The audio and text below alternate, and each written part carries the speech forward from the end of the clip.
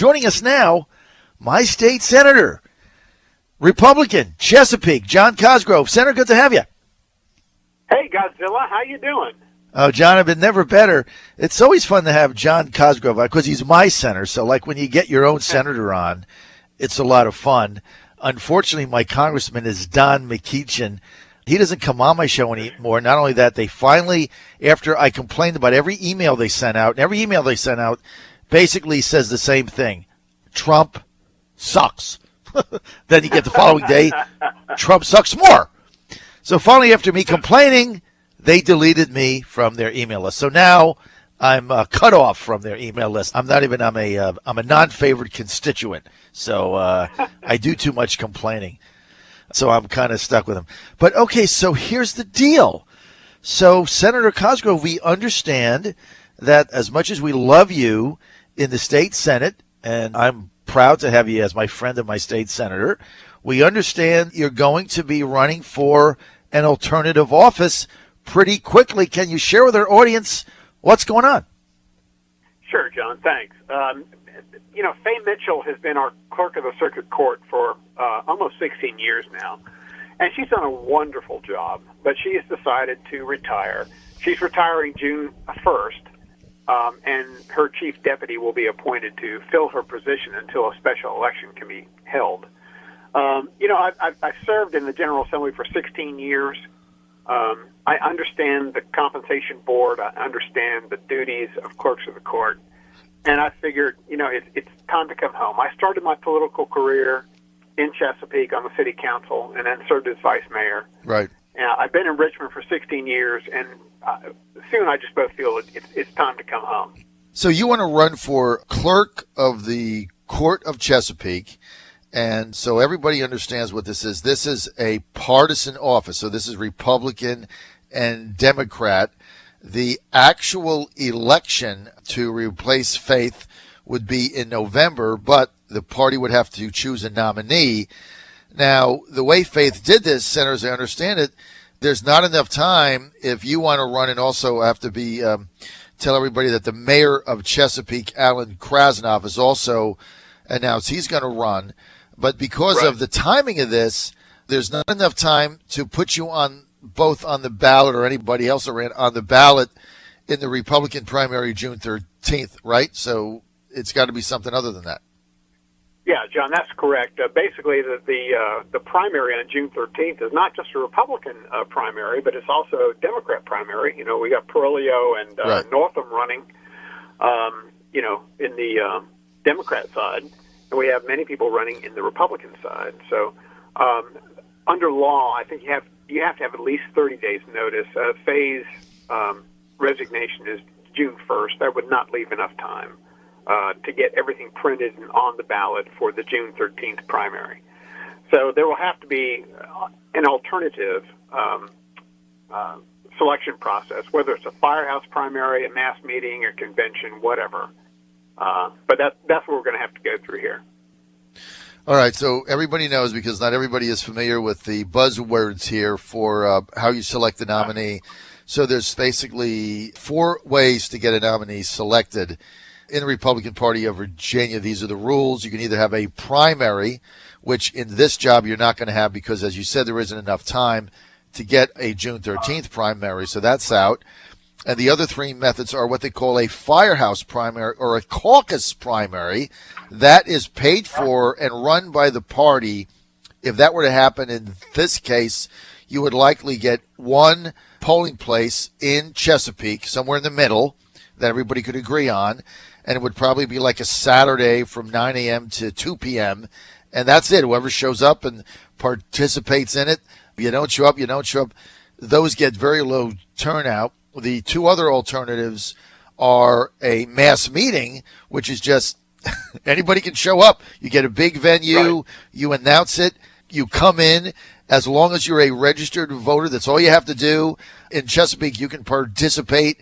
Everybody packs into a room or an auditorium, and you select your nominee. That's kind of chaos. And then the third method is a convention where you got to register people ahead of time, right? Those are the methods. Right. Yeah, those are the methods. And to be honest with you, the mass meetings are just they're no fun for anybody. Believe me. No. When I first ran No. for the House of Delegates, it was a mass meeting, and it lasted for almost 4 hours, and that's not the right way to do business. So No. John, Alan Krasnoff is a friend of mine. He's a good man. Okay, you will not Right, hear the any mayor of negative Chesapeake. comments from me about Alan Krasnoff. If he wants to run for this job, then you know what? He is absolutely entitled to do so, as am I. But I will tell you this, that endorsements mean some things to some people, but this office belongs to the people of Chesapeake, not to a certain few. Well, look, he's the mayor, Alan is, and John Cosgrove, he's going to get a lot of endorsements, right? He's already rolled some out. I got an email that somebody sent me last evening. By the way, I'm not on his email list either. So Don McKeechin and Alan Krasnoff have something in common. Both of them have deleted me from their email list, right? So that's what we share. I don't get either of their email. I'm on the outs with them. For whatever reason, I guess they want to very tightly control it. Look, the whole thing with Chesapeake, John, and I've been saying this for some time, there's a group that wants to keep it small and control it all. And all I've been asking for in Chesapeake is to open the process up and let average working people and voters choose their nominees and determine the outcome. Because here's the reality. Chesapeake is a Republican city, right? So it's not impossible. It is very difficult for a Democrat to get elected in Chesapeake because it's overwhelmingly Republican. I mean, it is what it is, right? It's just like a Republican trying to win in Petersburg. Not going to happen. So everything is decided on who the nominee is. And when the nominees in Chesapeake for whatever office are shoved down your throat by a select few, that really takes all the empowerment, John, Senator, away from the people because it's rubber stamped in November or in May if it's a council race. It's rubber stamped because it's a Republican area. So all the action is choosing the nominee. And when it's chosen in a back room by a handful of people that game the system out, I think that really does a disservice to Republican voters, so actually all voters, but Republican voters in Chesapeake that don't have an opportunity to see the candidates themselves and decide for themselves who they want to represent them. And if they happen to pick the same people as the power structure does, great. But they should be given that opportunity. Right now in Chesapeake, they don't have that. And that's what I'm fighting to change, Senator. I know you are, John. You've been a great voice for what's right as far as our party and our processes. We'll see what happens. I have no idea what the nomination method will be. That will be up to the Republican Party of Chesapeake. Carol Dietrich is the chairman. So we'll all talk about what nomination process happens. We'll just and we'll make it very clear to everybody, what the process is. So. Well, John, you've been fighting for this stuff. I know you a very long time. You've been fighting for this stuff a very long time as well. You're a veteran, and it's kind of like Christy Newcraig's race. And she is, by the way, in the June 13th Republican primary. And Christy running for Commissioner of Revenue in Chesapeake. Once again, the powers to be tried to shove somebody down our throat. And right. Christy said, no, I'm going to give the people a chance. Look, if Republicans at the end of the day in Chesapeake go to the polls and they choose Frank King over Christie, I have no beef, right? But I'm excited that we have a choice. And I want to give the people of Chesapeake Republicans opportunity to select their nominee. And, because even when it's legitimate, it doesn't look good. And I'll go back to my House of Delegates member, Jay Leftwich. He was a school board chairman. The House of Delegates seat came open. He came open late. And he was just chosen to be the nominee. There was not any races, no primary, no caucus. There was nothing, no mass meeting. He was just chosen. Now, he's a great guy, but still, that's the wrong way to go about this. I mean, people should get an opportunity. Look, John, when your state Senate seat came open, there was a firehouse primary. You were challenged by Chris Stearns. Right. I thought you ran a great race. We backed you in that over Stearns. But people had a choice, John, right? That's what matters. They did. And we were very fortunate to actually win convincingly in that race. And I will tell you, John, and, I hate firing up people that are going to not like what I say, but Chrissy has taken an incredible amount of undue criticism for her race for the Commissioner of Revenue. Here's what's important, John, and you know this better than anybody. This office is not owned by the incumbent, nor is the clerk of the court owned by the incumbent or any of the powers that be. It is owned by the people of Chesapeake. And Christy has taken a lot of criticism. There's been a lot of back-channel rumors and nasty comments that should never have happened. Ronald Reagan would be extremely disappointed in the Republican Party of Chesapeake because of some of the things that have been said. Well, you know what? In order to change the entire Republican Party, Reagan took on an incumbent president in 1976. I was part of that effort. I was 17 years old. I was the chairman of Young Americans for Reagan in New Jersey. I think there were about 100 of us back then. But he took on the entire system. That was a minority. That was a minority. He took the entire system on. And look, the criticism, Christy New Craig, who, by the way, was the chairman of the school board. I mean, this is a very legitimate candidate with tremendous credentials.